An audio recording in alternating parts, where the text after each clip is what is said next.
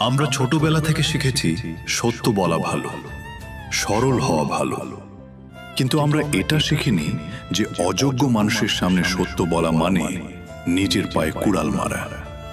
প্রকৃতিও তার মূল্যবান সম্পদগুলো মাটির গভীরে লুকিয়ে রাখে, যেমন হীরা বা সোনা। তাহলে আপনি কেন আপনার মনের অমূল্য রত্নগুলো সবার সামনে ছড়িয়ে দিচ্ছেন? আজ যে 7টি কথা আমি বলবো সেগুলো শুধু তথ্য নয়, এগুলো আপনার জীবনের সুরক্ষা কবচ। 1. নিজের ভবিষ্যৎ পরিকল্পনা।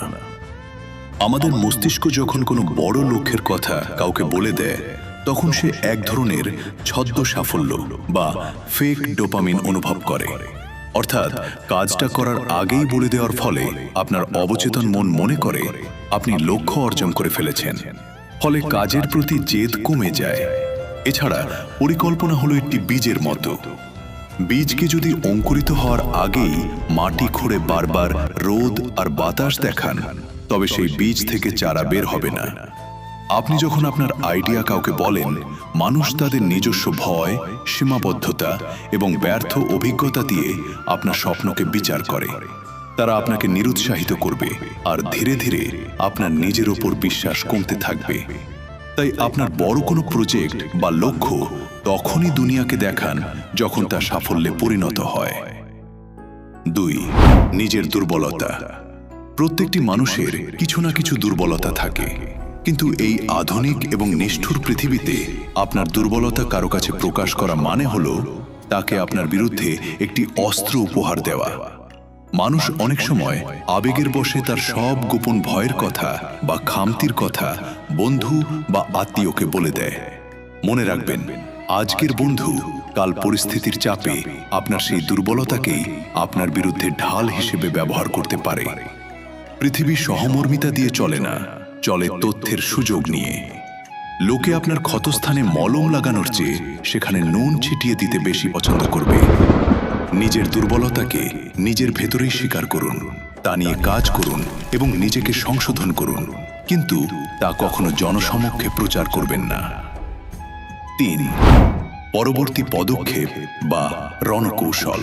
দাবার বোর্ডে সেই খেলোয়াড়ই জেতে যে তার পরের চালটি লুকিয়ে রাখতে পারে। আপনি জীবনে বড় কিছু করতে চাইলে আপনার পরবর্তী পদক্ষেপটি হওয়া উচিত নিঃশব্দ এবং হঠাৎ। আপনি যদি আগে ভাগে চিৎকার করে বলে দেন যে আপনি কি করতে চলেছেন, তবে আপনার প্রতিপক্ষ বা প্রতিযোগীরা সতর্ক হওয়ার এবং আপনার পথে বাধা দেওয়ার সুযোগ পেয়ে যাবে। নীরবতা হলো শক্তির প্রতীক। আপনি কি করছেন তা কাউকে বুঝতে না দিয়ে নীরবে কাজ করে যান।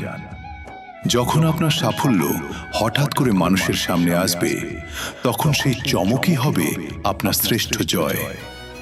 মনে রাখবেন, যুদ্ধের ময়দানে এবং জীবনের ময়দানে আকস্মিকতা হলো সবচেয়ে বড় হাতিয়ার। 4. সম্পদ ও আর্থিক অবস্থা। টাকা বা সম্পদ এমন একটি জিনিস যা মানুষের চরিত্র খুব দ্রুত বদলে দেয়। আপনার যদি অনেক টাকা থাকে এবং আপনি তা প্রদর্শন করেন, তবে আপনার চারপাশে একদল স্বার্থলোভী মানুষের ভিড় জমে যাবে। তারা আপনাকে মানুষ হিসেবে নয়, বরং একটি এটিএম মেশিন হিসেবে দেখবে। এর ফলে আপনি কখনোই সত্যিকারের বন্ধু খুঁজে পাবেন না। আবার উল্টো দিকে, আপনার আর্থিক অবস্থা খারাপ হলে সমাজ আপনাকে অবজ্ঞার চোখে দেখবে। তাই আপনার পকেটে কত টাকা আছে বা আপনার কতটুকু জমি আছে তা নিজের ড্রয়ারেই তালাবদ্ধ রাখুন। সম্পদ গোপন রাখা মানে হলো সম্পর্কের স্বচ্ছতা বজায় রাখা। নিজের সামর্থ্যের আস্ফালন না করে সাধারণ জীবন যাপন করা হলো সত্যিকারের আভিজাত্য। 5. ব্যক্তিগত দুঃখ ও যন্ত্রণা। নিজের কষ্টের কথা বা যন্ত্রণার কথা সবার কাছে বলে বেড়ানো মানে হলো করুণার ভিক্ষা চাওয়া। ভিড়ের মধ্যে বেশিরভাগ মানুষই আপনার কষ্টের মূল্য বুঝবে না, বরং কেউ আপনাকে দুর্বল ভাববে, কেউ ভাববে আপনি নাটক করছেন, আর কেউ নিজের কষ্টের সাথে তুলনা করে আপনার কষ্টকে ছোট করে দেখবে। আপনার ব্যক্তিগত লড়াই একান্তই আপনার। যে নিজের চোখের জল লুকিয়ে হাসি মুখে দুনিয়ার সামনে দাঁড়াতে জানে, সময় তাকেই শ্রেষ্ঠ সম্মানে ভূষী করে। দুঃখকে নিজের ভেতরে হজম করতে শিখুন। এটাই আপনাকে মানসিকভাবে আরও শক্তিশালী করে তুলবে। 6.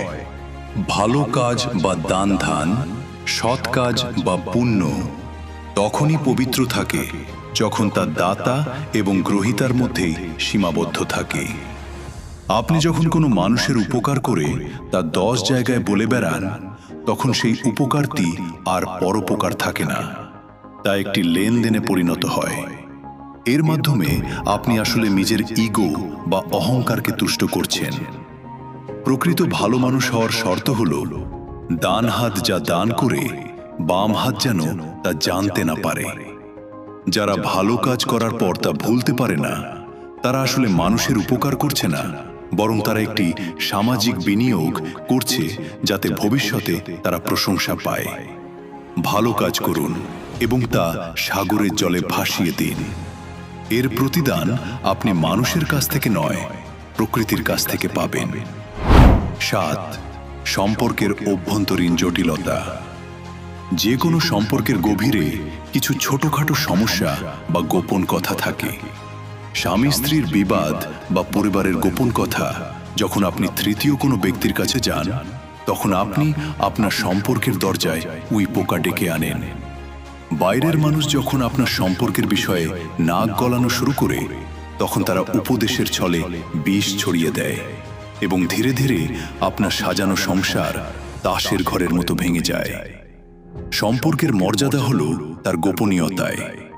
প্রিয়জনের সাথে কোনো সমস্যা হলে তার নিজেদের মধ্যে সমাধান করুন।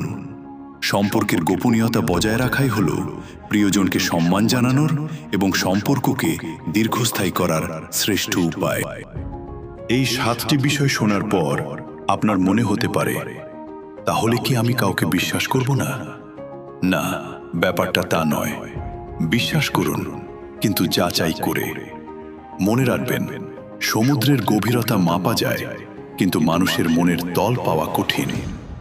যারা আজ আপনার জন্য তালি বাজাচ্ছে, কাল পরিস্থিতি বদলালে তারাই আপনার পতনে হাসবে। শক্তি সঞ্চয় করতে হলে আপনাকে আধ্যাত্মিক নির্জনতা বা নিজের সাথে সময় কাটানো শিখতে হবে। নিজের জগৎকে ছোট করুন, আপনার সাম্রাজ্য এমনিতেই বড় হতে শুরু করবে। জীবন একটা যুদ্ধক্ষেত্র, আর এই যুদ্ধে আপনার সবচেয়ে বড় অস্ত্র আপনার পেশি নয়, আপনার মৌনতা। আজ থেকে এই 7টি কথা নিজের বুকের গভীরে পাথর দিয়ে চেপে রাখুন।